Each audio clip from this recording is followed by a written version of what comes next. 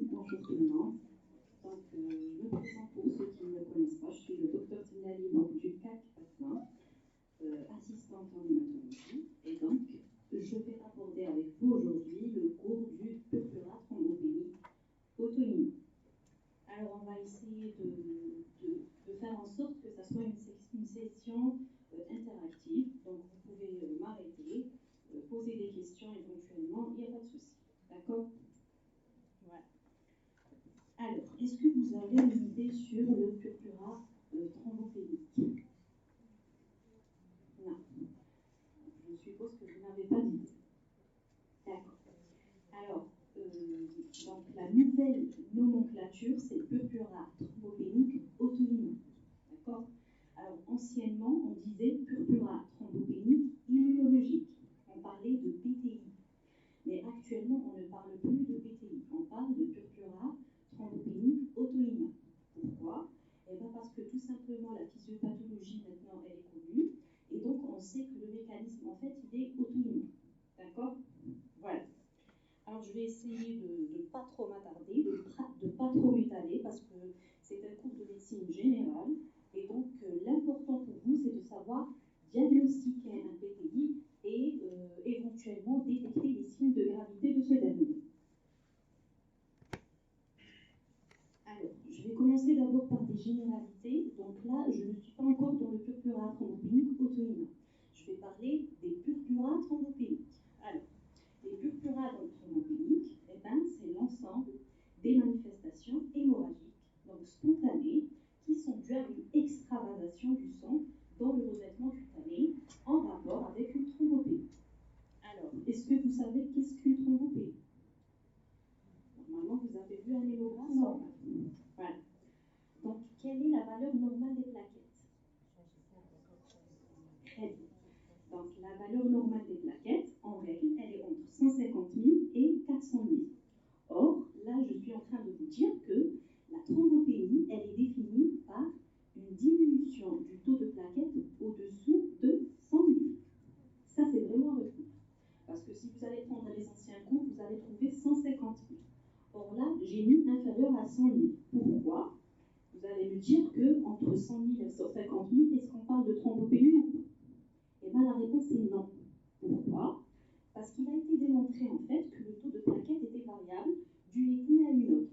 C'est-à-dire qu'il y a certaines régions dans le monde où le taux de plaquettes normal est compris entre 100 000 et 400 000. D'accord? Voilà. Alors, on a parlé donc d'hémorragie. Et donc, les hémorragies, elles peuvent être cutanées, c'est-à-dire à type de pétéchie, d'échymose ou de bébis. On va voir un peu la différence entre ces trois entités. Associées le plus souvent à des hémorragies muqueuses, c'est-à-dire, on va voir aussi c'est quoi les hémorragies muqueuses. Et plus rarement, on peut avoir des hémorragies viscérales ou cérébro-méningées. Alors, les caractéristiques de ce syndrome hémorragique, donc vous avez vu ça en sémiologie en 3e année, donc c'est un syndrome hémorragique qui concerne le revêtement cutané en général, et donc qui ne s'efface pas à la vitropression. Donc vous savez c'est quoi la vitropression? J'espère. Non. Vous avez vu ça en sémiologie normalement. Voilà, c'est la vitropression, c'est-à-dire que normalement, si je mets un truc en verre sur la lésion hémorragique et que j'appuie, ça ne va pas s'effacer. Ou tout simplement avec le doigt. Avec le doigt, si vous avez par exemple une pétéchie et que j'appuie, ça ne s'effacera pas. D'accord? Voilà. Alors, et apparaissent le plus souvent de manière spontanée en général. C'est-à-dire que le patient, quand il se présente, il vous dit « Tiens, il y a quelques taches rougeâtres qui sont apparues comme ça, de façon spontanée, ou secondaire à un traumatisme vraiment minime. » Ce n'est pas un traumatisme majeur. C'est-à-dire, genre, je me cogne à une table ou à une porte et j'ai l'apparition de ce syndrome hémorragique. Alors, les caractéristiques sont assez importantes à retenir. Alors, donc on a dit le syndrome hémorragique, il pouvait être cutané, muqueux ou viscéral. Alors, cutané, pétéchie, échymose, bébis. Muqueux, c'est les hémorragies muqueuses, tout ce qui touche les muqueuses, que ce soit la muqueuse rétinienne, la muqueuse nasale pour donner une epistaxis, et la muqueuse buccale buccale pour donner des gingivorragies, d'accord, et ça peut être des ménométrorragies ou une hématurie. Alors, est-ce que vous savez c'est quoi ces différents termes? C'est bon, je peux passer. Voilà. Et on peut avoir des hémorragies viscérales, mais là c'est vraiment extrême, telles que les hémorragies cérébroménagées ou autres. C'est-à-dire c'est des hémorragies qui en général engagent le pronostic vital. Alors, je reviens aux hémorragies cutanées. Donc, qu'est-ce que les PPJ, comme vous pouvez le voir sur l'image? Donc, c'est des ponctuations qui sont pourpres, c'est-à-dire un peu violacées, en tête d'épingle, qui sont planes, maculaires, donc d'environ 1 à 2 mm de diamètre, et qui prédominent au niveau des zones d'équilibre. D'accord? Les échymoses, donc c'est des suffusions hémorragiques, ou bien c'est des placards qui sont bleu-violacés, qui peuvent prendre différentes couleurs en fonction de l'âge de l'échymose. C'est-à-dire quand j'ai une échymose nouvelle, par exemple, elle sera jaunâtre, ensuite verdâtre, violacée, et elle ira vers un bleu de plus en plus foncé. Voilà. Alors, les bibis, comme vous pouvez le voir, ce sont des stries échymotiques. Donc, elles sont allongées, linéaires, retrouvées surtout au niveau des lignes flexions. Alors, dans la définition, donc on a parlé du syndrome hémorragique, donc comme je viens de passer, et on a cette notion qui est la thrombopénie. Donc la définition, en fait, c'est une définition clinico-biologique, c'est-à-dire cliniquement, j'ai un syndrome hémorragique que je constate à l'examen clinique, et biologiquement, j'ai une thrombopénie. Donc je dois réaliser systématiquement une numération formule sanguine pour objectiver la thrombopénie. Alors, comme on l'a dit, thrombopénie égale un taux de plaquettes inférieur à 100 000. Il faut toujours confirmer une thrombopénie par un frottis sanguin. Est-ce que vous savez c'est quoi le frottis sanguin? Donc, normalement, vous avez vu ça. Alors, il faut toujours confirmer, en fait, qu'on n'est pas devant une fausse thrombopénie. Je m'explique. Alors, quand, par exemple, on fait le prélèvement d'un patient,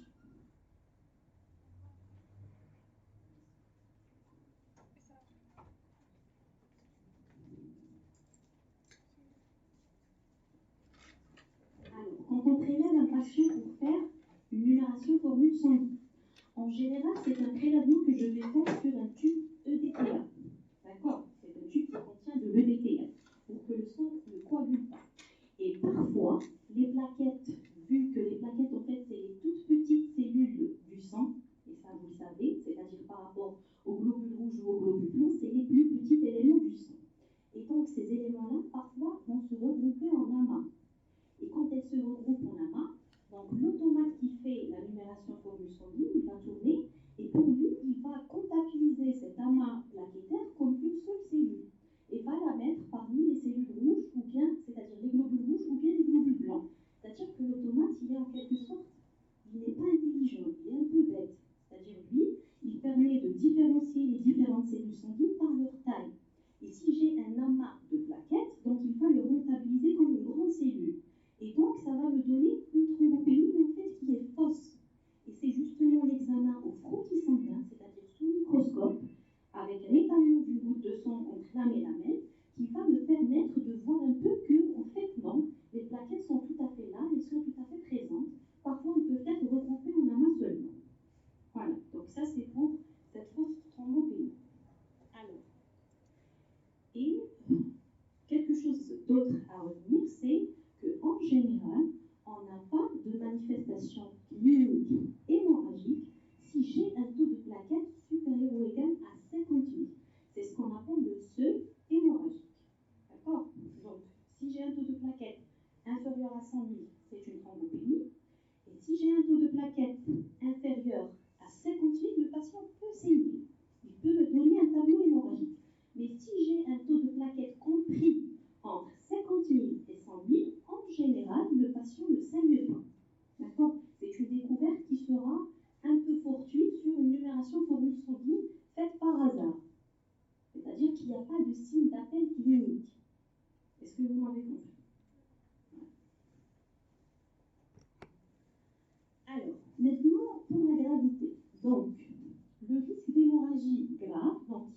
jeu le pronostic vital survient lorsque j'ai un taux de plaquettes inférieur ou égal à 20 000. C'est ce qu'on appelle le seuil de gravité. Alors, il faut faire la différence entre le seuil hémorragique et le seuil de gravité. Inférieur ou égal à 20 000, le risque il est important. C'est-à-dire que si je suis devant un patient qui me fait une hémorragie cérébrale avec un taux de plaquettes à 20 000, en général, on perd le patient. Il décède. D'accord? Donc, c'est vraiment des hémorragies extrêmes qui vont engager le pronostic vital. Donc, c'est ce qu'on appelle le seuil de gravité. Voilà. Alors, les signes cliniques de gravité donc sont alors des bulles hémorragiques endobuccales. Je ne sais pas si vous avez eu l'occasion de voir des bulles lors des stages que vous faites. Non. En fait, c'est l'examen de la cavité buccale qui est systématique devant une thrombopénie. Quand j'ai un patient qui me fait un syndrome hémorragique, je ne me contente pas d'examiner le revêtement cutané. Il faut que toujours j'ai un abaissement et que je demande au patient d'ouvrir la bouche et d'examiner un peu la muqueuse buccale pour voir un peu si j'ai des bulles hémorragiques endobuccales. En fait, c'est des bulles qui apparaissent à l'intérieur donc, de la bouche, au niveau de la face interne de la joue.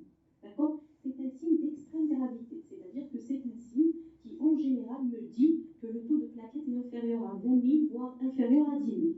D'accord? Alors, on a aussi donc, les hémorragies viscérales, on en a parlé. Donc, en général, si j'ai une thrombopénie associée à une hémorragie viscérale, c'est-à-dire une hémorragie interne, en général, c'est vraiment de très mauvais pronostics, on finit toujours par perdre le patient. Et on a les troubles de la conscience. Bien sûr, si j'ai une thrombopénie, chez un patient qu'on voit qui est un peu vaseux, qui ne répond pas clairement à mes questions et qui commence à être ailleurs, en général, c'est un signe d'hémorragie cérébrale et je dois agir très rapidement. D'accord? Voilà. Alors, un examen du fond d'œil est systématique en cas de thrombopénie sévère inférieure à 20 000, car il témoigne d'un risque de saignement intracrânien. Donc, il y a des examens à faire systématiquement quand je suis devant une thrombopénie sévère. C'est-à-dire que je dois examiner la cavité buccale pour voir un peu si j'ai des bulles endobuccales et je dois faire un fond d'œil à la recherche donc justement d'une hémorragie rétinienne qui témoigne généralement d'un saignement intracrânien qui est extrêmement grave. Alors tout ça c'est des notions générales, d'accord? Je ne suis pas encore dans le PTI, c'est des notions vraiment générales. Alors, maintenant, devant la thrombopénie, il faut toujours préciser le mécanisme de la thrombopénie. C'est-à-dire qu'une thrombopénie qui est d'origine centrale n'est pas comme une thrombopénie qui est d'origine périphérique. Et l'attitude et la prise en charge sera différente. Je m'explique. Donc, vous savez que les précurseurs des plaquettes, c'est les mégacariocytes. Les mégacariocytes qui se trouvent au niveau, voilà, donc au niveau de la moelle osseuse. Donc là, il faut toujours faire la part des choses entre frottis sanguin et moelle osseuse. C'est-à-dire frottis de moelle osseuse. C'est pas la même chose. Le frottis sanguin, c'est un étalon qu'on va faire au bout du doigt, c'est-à-dire une goutte de sang périphérique. Par contre, la moelle osseuse, il faut que je fasse une ponction médulaire, une ponction de moelle osseuse pour avoir ce qu'on appelle le suc médulaire que je vais étaler entre la mélamine et étudier sous microscope. Donc l'hématologue, en voyant la lame, donc déjà, il peut apprécier la différence entre un frottis sanguin et un frottis de moelle osseuse. Alors, et c'est justement ces précurseurs, c'est-à-dire les mégacariocytes, c'est eux qui vont me dire est-ce que je suis devant une thrombopénie centrale ou une thrombopénie périphérique. La thrombopénie centrale, c'est-à-dire que les mégacariocytes, ils sont absents. C'est clair, parce que c'est central. C'est eux les précurseurs des plaquettes. Et donc, si je n'ai pas de mégacariocytes, automatiquement, je n'aurai pas de plaquettes. D'accord? Donc, les mégacariocytes, à titre d'information, c'est la grande cellule que vous voyez sur l'image. C'est la cellule géante que vous voyez sur l'image. D'accord? Ça, c'est un étalement de moelle osseuse. Et le mégacariocyte, c'est la cellule que vous voyez. Donc, c'est cette cellule qui est le précurseur qui va finir par plusieurs étapes et mécanismes par s'éclater, qui va donner naissance aux plaquettes sanguines. D'accord? Voilà. Et donc, si j'ai des mégacariocytes qui sont absents au niveau de la moelle osseuse, c'est-à-dire que la thrombopénie, elle est d'origine centrale. Très bien. Et si j'ai donc des mégacariocytes qui sont présents, qui sont nombreux, c'est-à-dire que la thrombopénie est d'origine périphérique. C'est-à-dire que je dois rechercher plutôt une cause périphérique et pas une cause centrale.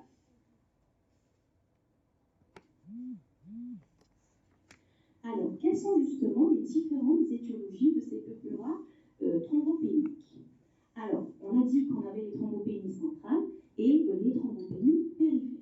Déjà, quand je suis devant une thrombopénie centrale, je dois d'abord m'assurer, est-ce que c'est une thrombopénie isolée ou est-elle associée à d'autres anomalies cellulaires? C'est-à-dire, est-ce qu'elle est associée à une anomalie des globules rouges, donc à une anémie, ou à une anomalie des globules blancs, c'est-à-dire une hyperleucocytose ou une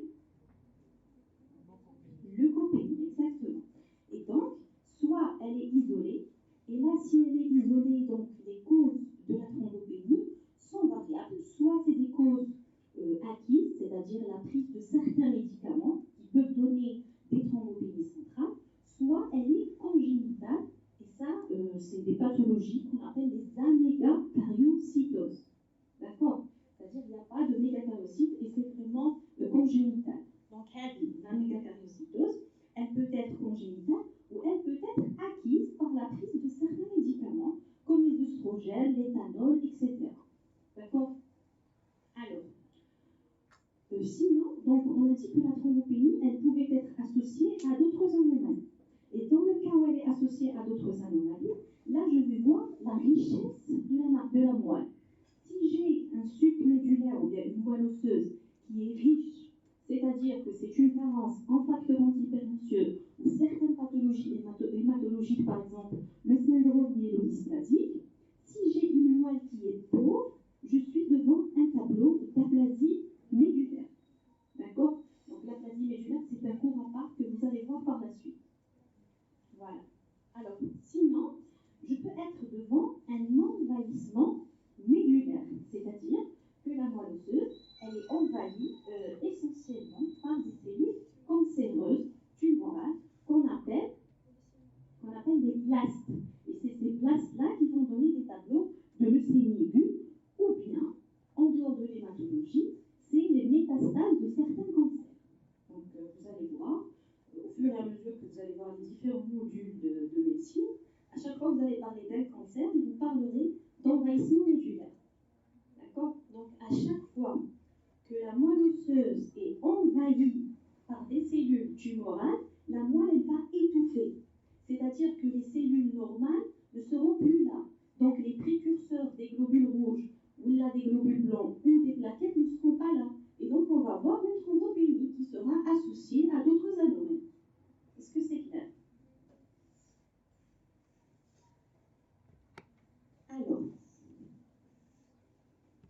je crois qu'il y a quelqu'un qui n'a pas compris. سمعت وقتها قالت ما فهمتش. Oui, ما فهمتش يحبسني je répète, il n'y a pas de souci. Je sais que c'est un peu délicat et difficile à comprendre, mais il faut systématiser les choses en tête. D'accord? Il faut l'origine, c'est les plaquettes, je n'entends l'origine centrale, l'origine périphérique. L'origine périphérique, elle a des causes, ou l'origine centrale, elle a des causes. Qui trouve une origine centrale, elle sera associée à d'autres anomalies. Elle est sur les globules blancs ou là sur les globules rouges. Pourquoi? Parce que c'est toute la moelle qui est étouffée par un envahissement. Il y a une trilobocatoma des cellules normales ou des cellules pathologiques, des cellules cancéreuses. Elles vont les envahir et donc les étouffer et les tuer, c'est-à-dire ne pas leur permettre de faire leur mécanisme et leur action et donner naissance à des cellules jeunes.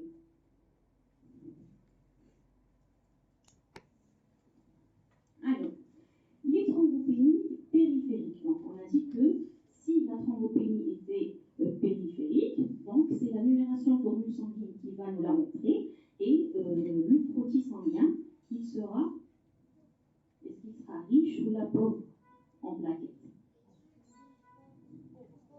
S'il est riche, ce n'est pas une thrombopénie, c'est une fausse thrombopénie. D'accord. une numération formule sanguine qui a une thrombopénie et un frottis sanguin qui a un taux de plaquettes normal, c'est-à-dire que c'est une fausse thrombopénie. Par contre, la vraie thrombopénie, c'est-à-dire qu'au frottis sanguin, le taux de plaquettes, il sera diminué. Donc, ça sera un frottis qui est pauvre en plaquettes. D'accord? Et la moelle osseuse, donc, elle sera normale. Donc, c'est-à-dire riche, avec un taux de mégakaryocytes qui seront nombreux, etc. Voilà. Alors, si j'ai une thrombopénie maintenant périphérique, j'ai le mécanisme de la thrombopénie périphérique. Soit j'ai une anomalie de répartition, c'est-à-dire je suis devant une situation où j'ai une splénomégalie, par exemple. Vous savez c'est quoi la splénomégalie? Voilà, exactement, c'est l'augmentation du volume de la rate, ou bien carrément un hypersplénisme, c'est-à-dire que c'est une augmentation importante du volume de la rate. C'est une grosse splénomégalie, d'accord? Alors, une situation d'hypersplénisme, il va y avoir une hyperconsommation plaquettaire. D'accord? Et c'est ça, en fait, qui va donner tout simplement une thrombopénie. Alors maintenant, si je suis devant une situation de perte excessive, c'est-à-dire par exemple une hémorragie, un patient qui est là, qui va saigner, par exemple, donc il a une hémorragie quelque part, donc c'est l'hémostase qui va intervenir. Vous avez vu l'hémostase hier, je suppose. Voilà. Et donc, c'est quoi l'acteur principal de l'hémostase primaire? C'est les plaquettes. Donc, on a l'acteur principal de l'hémostase primaire. Et donc, dès que je suis devant une situation de perte sanguine, d'hémorragie, systématiquement, il y a des plaquettes qui vont s'activer pour constituer la brèche vasculaire. D'accord? Et donc, devant toutes ces situations de perte excessive, on sera devant une situation de thrombopénie. D'accord? Parce qu'on va consommer les plaquettes, en quelque sorte, où le corps n'a pas encore le temps de bien s'adapter et de produire de nouvelles plaquettes sanguines. D'accord? Voilà. Et sinon, on a une diminution de la durée de vie des plaquettes. J'ai une production normale de plaquettes, j'ai des plaquettes qui circulent normalement, mais il se trouve que par un mécanisme précis, il va y avoir un raccourcissement ou une diminution de la durée de vie de ces plaquettes, notamment au cours des CUVD. Donc, vous savez c'est quoi une CUVD? Voilà, c'est la coagulation intravasculaire disséminée qui se voit surtout en état de choc, dans les états de choc. D'accord? Quand j'ai une situation de choc, il va y avoir des lésions vasculaires et donc on va avoir une activation des mécanismes de la coagulation intravasculaire disséminée. D'accord. Et la coagulation, c'est une étape de l'hémostase. C'est la dernière étape, c'est l'avant-dernière étape de l'hémostase. D'accord? Mais il a zadaché un hadith, c'est ce qui se passe face à l'IVD. D'accord? Tout il trouve une hypercoagulation et donc une hyperconsommation plaquettaire. C'est le phénomène inverse. Voilà. Et sinon, c'est une destruction immunologique. Là qui trouve les mécanismes immunologiques, c'est là qu'on parle du purpura thrombopénique immunologique. C'est-à-dire que les plaquettes sont produites le plus normalement du monde et hop, il y a une destruction immunologique. Il y a un mécanisme immunologique qui fait que les plaquettes vont être détruites et vont me donner donc cette thrombopénie. Et c'est là qu'on va donc parler du purpura thrombopénique auto-immun idiopathique. Oui.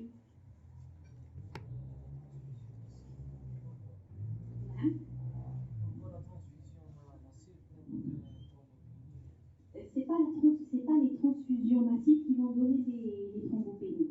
C'est en fait les pertes excessives. Et donc les pertes excessives vont nous obliger à transfuser le patient.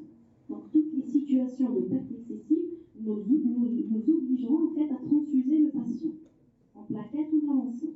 D'accord? Alors, donc purpura thrombopénique auto-immun, on a dit que c'est la nouvelle nomenclature idiopathique. Qu'est-ce que ça veut dire idiopathique? Voilà, exactement. C'est-à-dire on n'a pas de cause d'esclave.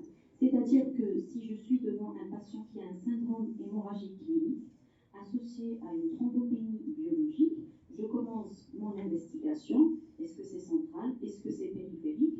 Et je recherche toutes les étiologies. Et quand je ne retrouve aucune étiologie qui est des Slaves, donc là, je suis devant ce qu'on appelle un purpura thrombopénique auto-immun idiopathique. Auto-immun, pourquoi? Parce que c'est une maladie auto-immune. D'accord? C'est acquis du jour au lendemain. Il y a le déclenchement donc, de phénomènes auto-immuns dans le corps qui vont entraîner cette destruction plaquettaire et tous les phénomènes qui vont avec. Voilà. Donc, le PTAI, ou bien purpura thrombopénique auto-immun, c'est la cause la plus fréquente des thrombopénies périphériques immunologiques. Donc, c'est une thrombopénie secondaire à une destruction périphérique et accélérée des plaquettes recouvertes d'auto-anticorps par les macrophages spléniques. C'est-à-dire que le phénomène en fait physiopathologique, eh ben, c'est une destruction plaquettaire. Donc, la physiopathologie, elle est assez complexe. C'est-à-dire qu'à chaque fois, on a du nouveau dans cette pathologie, mais pour résumer un peu, c'est un mécanisme auto-immun. Qu'est-ce que ça veut dire auto-immun? C'est-à-dire qu'on a des auto-anticorps qui vont attaquer la cellule plaquettaire. Donc, c'est la présence d'auto-anticorps, c'est plus souvent des IgG, qui vont se fixer sur la membrane donc des plaquettes plaquettaires. Bon, donc, c'est des récepteurs, vous n'avez pas à les retenir. C'est juste pour vous les citer. Et donc, c'est une maladie auto-immune. Il va y avoir une destruction par les phagocytes mononucléés, en particulier spléniques, c'est-à-dire au niveau de la race, et plus accessoirement au niveau hépatique. Alors, donc normalement, si je vous dis qu'il y a une destruction périphérique, donc automatiquement, il devrait y avoir un feedback positif central. Est-ce que c'est logique ou pas? Vous m'avez compris là. Si j'ai une destruction périphérique, c'est-à-dire il y a les plaquettes qui sont détruites par des auto-anticorps en périphérie, systématiquement, le corps, comment devrait réagir? Voilà, donc c'est un feedback positif sur la moelle osseuse pour stimuler la mégakaryocytose, c'est-à-dire stimuler les mégakaryocytes pour qu'elles sécrètent, qu'elles fabriquent des plaquettes sanguines. Alors, ça, c'était l'ancienne physiopathologie. Parce que, après plusieurs études, même au niveau de la moelle osseuse, il y a un défaut de sécrétion médulaire associé au mécanisme périphérique. Le défaut CADA, il concerne principalement ce qu'on appelle la TPO, la thrombopoïétie. Alors, où est la thrombopoïétie? C'est une hormone qui est synthétisée par le foie, qui voilà, elle stimule la mégakaryopoèse. D'accord? Elle stimule la fabrication plaquettaire. Et donc, la nouvelle physiopathologie, il y a cette hormone. Donc là, il y a, au cours du PTI, une sécrétion inadaptée de cette dernière. D'accord? C'est ça qui a permis de développer les nouveaux traitements dans le PTI. OK. Alors, sur le plan donc, épidémiologique, bon, l'incidence de la pathologie, elle est de 2 sur 100 000 habitants par an.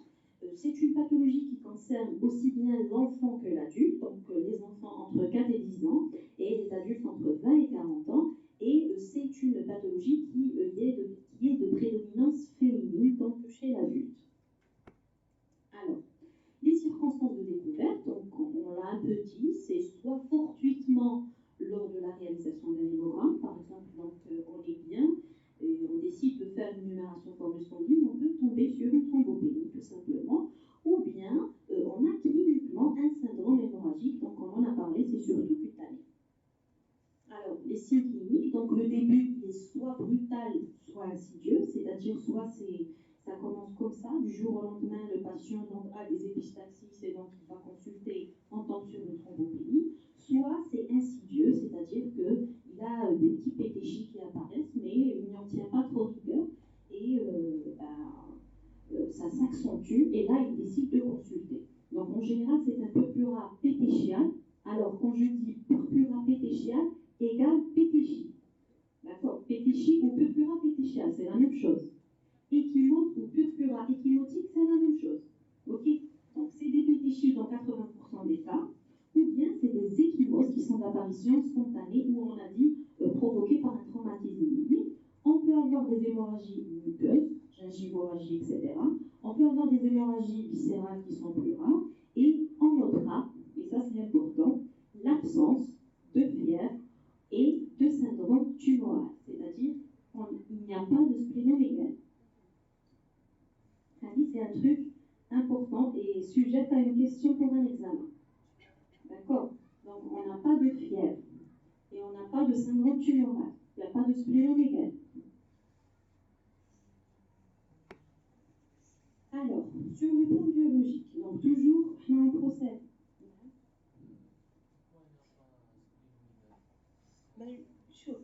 Parce que là, on a dit, on a parlé un peu du mécanisme de la thrombopénie. Donc, il n'y a pas de splénomégalie, c'est-à-dire c'est idiopathique. Il n'y a pas de cause d'esclave. Mais, donc, quand il y a une splénomégalie, on trouve l'hypersplénisme. Et donc, la cause, c'est l'hypersplénisme. Ça n'est plus un purpura auto-immun. D'accord? Le purpura auto-immun est idiopathique. C'est-à-dire, j'ai éliminé toutes les causes, j'ai recherché l'hypersplénisme et je ne suis pas devant l'hypersplénisme. Donc, à l'examen clinique, il n'y a pas de splénomégalie. D'accord? Alors, sur le plan biologique, donc, à l'annulation de la formule sanguine, donc, c'est la thrombopénie inférieure à 100 000. Voilà. Le taux d'hémoglobine, en général, il est normal. On peut avoir une anémie modérée. Pourquoi? Voilà. Si j'ai des saignements qui se répètent, par exemple des épistaxis ou la périctorragie qui se répètent, donc systématiquement, je vais avoir une petite anémie qui est modérée. Mais sans trop de retentissement en règle. Le taux de globules blancs, en général, il est normal. D'accord? Donc, à l'hémogramme, c'est vraiment une thrombopénie isolée. Alors, au frottis sanguin, donc, on a dit que les plaquettes étaient absentes, rares ou absentes. D'accord? Et on n'a pas de cellules anormales. Parce que si je retrouve des cellules anormales, c'est-à-dire que l'étiologie, elle est autre. Donc, ce n'est pas idiopathique. Quand c'est idiopathique, il n'y a vraiment aucune autre anomalie. C'est vraiment une thrombopénie isolée qui est périphérique. D'accord? Et quand je fais donc un édulogramme ou l'annulogramme, et bien la moelle osseuse, c'est une moelle qui est donc de richesse tout à fait normale, avec des mégacariocytes qui sont présents et qui sont nombreux. Alors, quels sont les autres examens donc à réaliser? Bon, il y a des examens qu'on va citer, mais qui ne sont pas en pratique courante réalisés. Par exemple, le premier examen, c'est le test de Coutts plaquettaire. Là, c'est un test qui permet de rechercher les anticorps qui sont fixés à la surface plaquettaire. Parce qu'on a dit que le mécanisme, c'est un mécanisme auto-immun. D'accord? Mais voilà, il est positif dans 85% des cas, mais en pratique courante, il est très difficile de réalisation, et donc c'est un examen qui n'est pas pratiqué. Sinon, donc, il faut faire systématiquement un bilan d'hémostase. Pourquoi?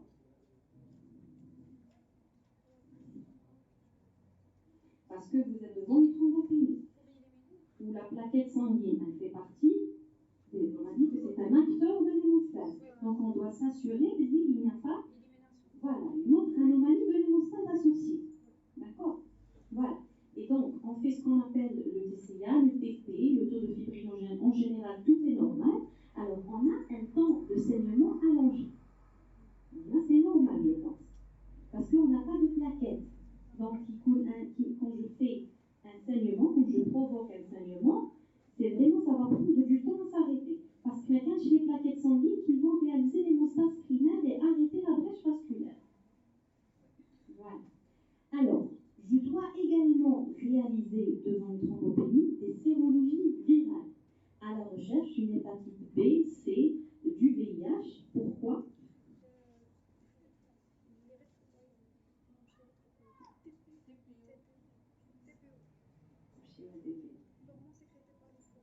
Qu'est-ce qu'elle a? Une sécrétion inadaptée. Non, c'est pas tout à fait ça.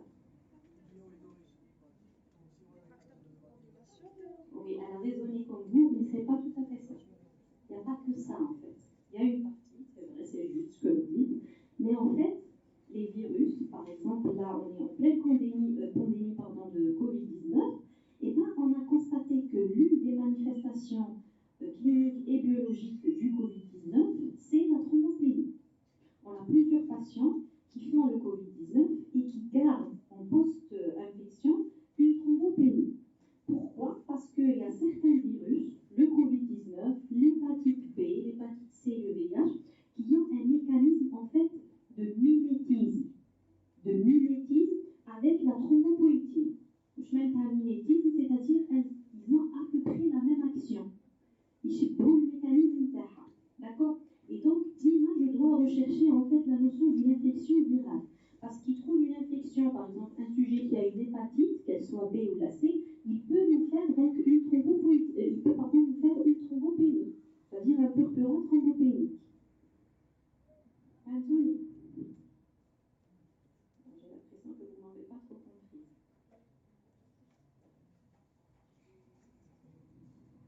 Les virus, donc que ce soit le virus à l'hépatite, ou la le VIH, ou bien même le Covid-19, on a dit que c'est des virus qui peuvent provoquer des thrombopénies. La machine provoque des thrombopénies parce que c'est des virus en fait qui vont agir par mécanisme de mimétisme, c'est-à-dire qu'ils vont faire la même action en fait que la thrombopénie, mais touche l'action positive, c'est plutôt l'action négative, mais et donc du coup ça va entraîner une thrombopénie, mais c'est une thrombopénie qui est transitoire, c'est-à-dire en règle qui va disparaître dès que l'infection part, dès qu'on a attaqué le virus, que le virus n'est plus dans l'organisme, c'est bon, tout redevient dans l'ordre et donc le taux de plaquettes réaugmente spontanément. Voilà.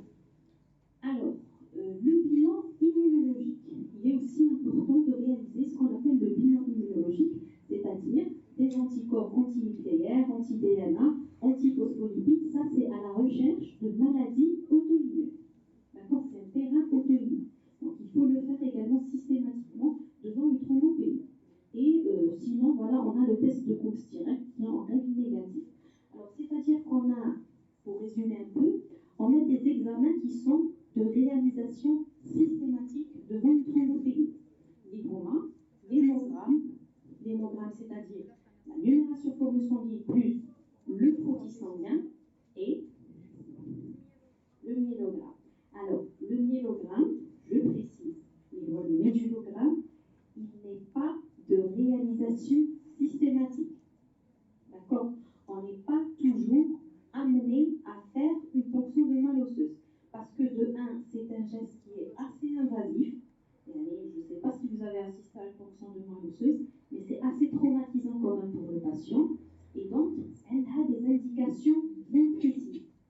Ok, pour préciser le mécanisme de la thrombopénie, c'est vrai, mais on a d'autres paramètres qui nous permettent de conclure à une thrombopénie d'origine périphérique sans passer par le médulogramme, sans trop agresser le patient. Alors, le médulogramme, nous dirons surtout quand j'ai d'autres anomalies associées à la thrombopénie. Par exemple, une anémie associée ou bien une hyperleucocytose. Là, tout le monde dit le médulogramme pour être sûr, oui, je n'ai pas un envahissement médulaire. Mais sinon, ce n'est pas un examen qui est tout à fait systématique. D'accord? Les anticorps Hadocona, ils ne sont pas systématiques, on ne les fait pas en pratique courante. Le biodémostase est systématique. Les sérologies virales sont systématiques. Le bilan immunologique est un examen aussi qui est systématique. Alors, donc, le diagnostic positif, il repose sur ces 4 arguments. Pour poser le diagnostic, j'ai un syndrome hémorragique cutané et ou muqueux, donc évocateur, c'est la présentation habituelle, l'absence de splénomégalie, d'accord, donc voilà, une thrombopénie qui est de degré variable, le plus souvent inférieur à 50 000. Et en général, au moment du diagnostic, en général, la thrombopénie elle est inférieure à 50 000. Et à la définition, c'est inférieur à 100 000. En général, au cours du PTAI, elle est inférieure à 50 000.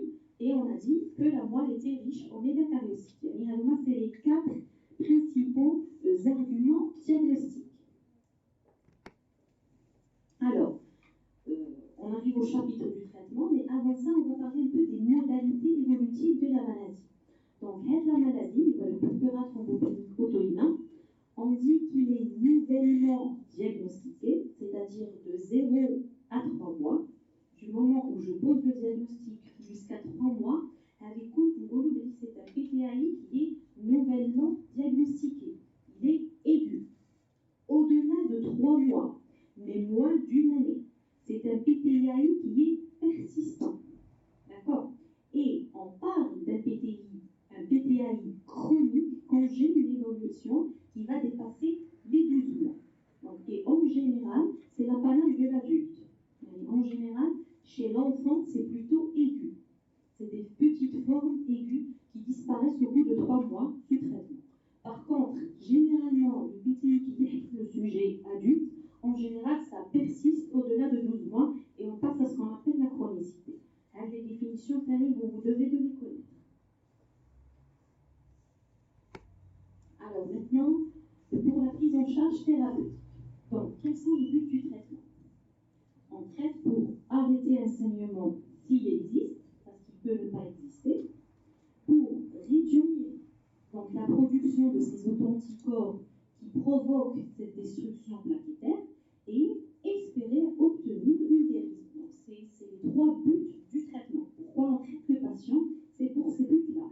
Alors, quels sont les traitements maintenant qu'on va proposer? On a ce qu'on appelle les traitements symptomatiques, c'est-à-dire c'est des traitements qui vont essayer de minimiser un peu le saignement. Par exemple, on va proscrire, c'est l'inverse de prescrire.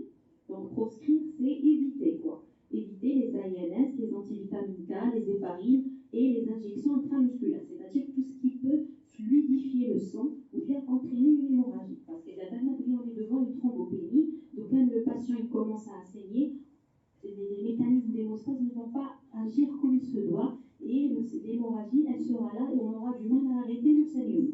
Donc il faut éviter ces situations-là. D'accord? Voilà. Et autre traitement symptomatique, alors on a ce qu'on appelle la transfusion de concentré plaquettaire. Je ne sais pas, est-ce que vous avez déjà fait don de plaquettes? Non. Ben, les experts, les garçons surtout, je vous invite à faire des dons de plaquettes au niveau du centre anti-cancer parce que les patients en ont vraiment besoin. Donc les plaquettes, c'est comme le don de sang, tout simplement. On peut faire un don de sang, c'est-à-dire donner du sang, tous les éléments du sang pour une transfusion sanguine, et on peut donner ce qu'on appelle des plaquettes sanguines. Pour les experts qui font le stage à notre niveau, vous pouvez passer voir un peu c'est quoi les concentrés unitaires plaquettaires. Il y a des plaquettes, on transfuse ça pour les patients qui ont des thrombopénies. Alors, selon vous, est-ce qu'au cours du PTAI, il y a un intérêt à transfuser des concentrés unitaires plaquettaires? Non. Pourquoi? Voilà, exactement.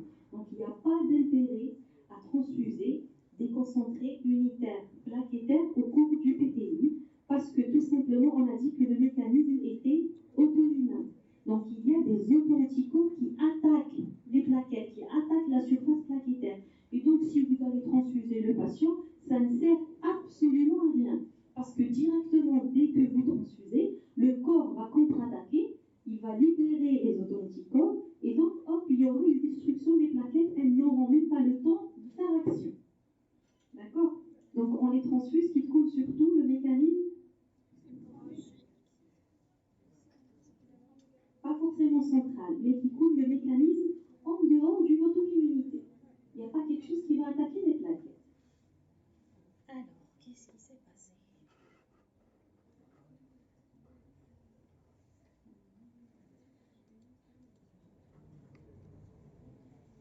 Donc, je vous explique quand même que la transfusion de concentré plaquettaire n'est indiquée sauf si le pronostic vital est mis en jeu.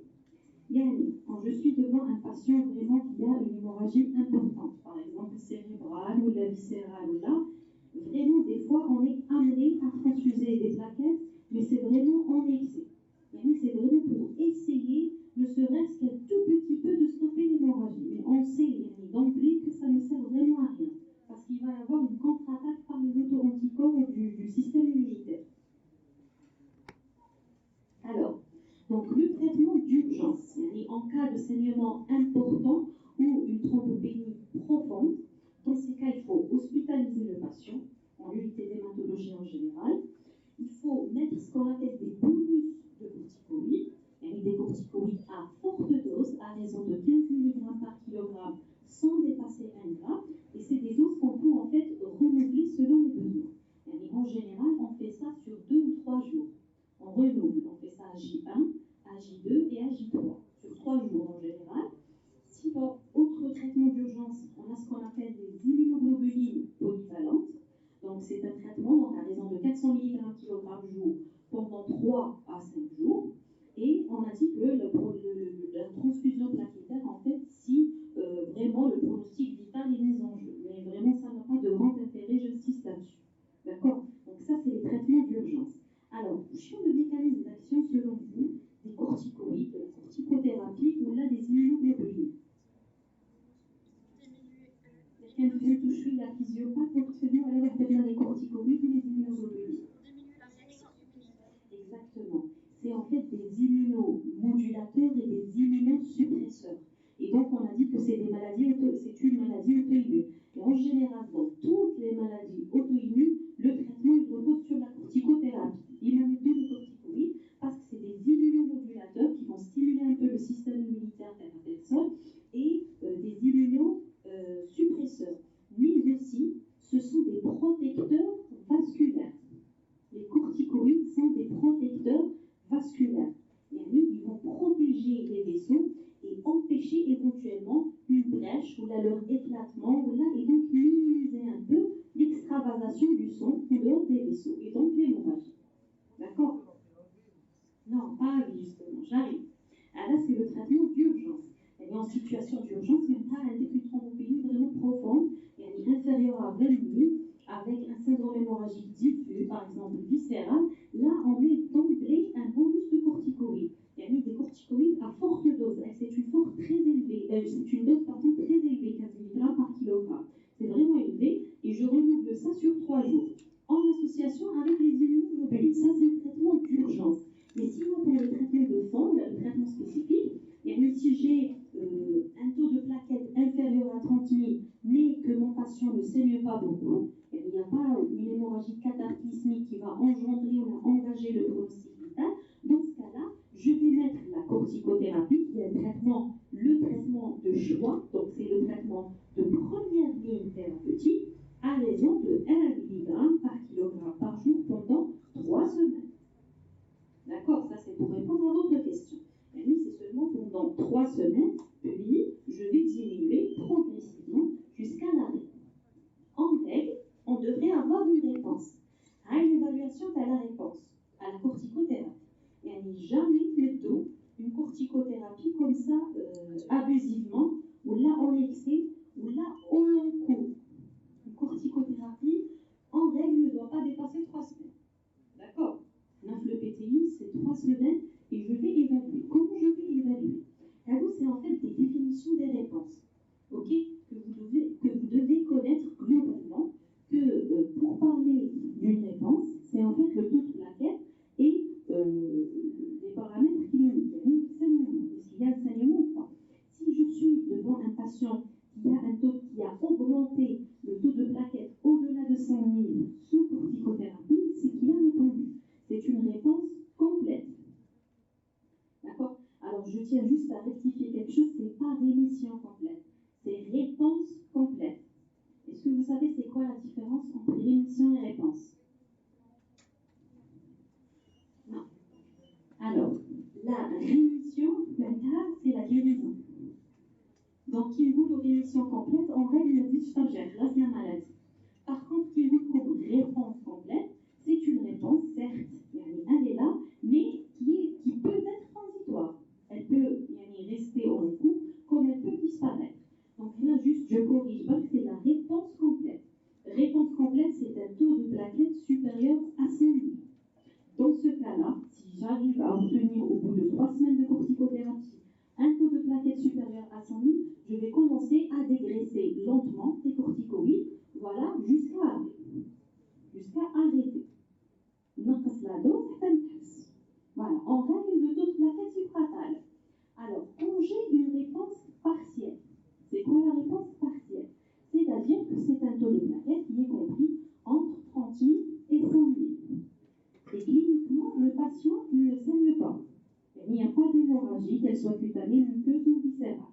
Mais quel est le saignement? Et bien, s'il n'y a pas de saignement, où le taux de plaquettes est situé entre 30 000 et 100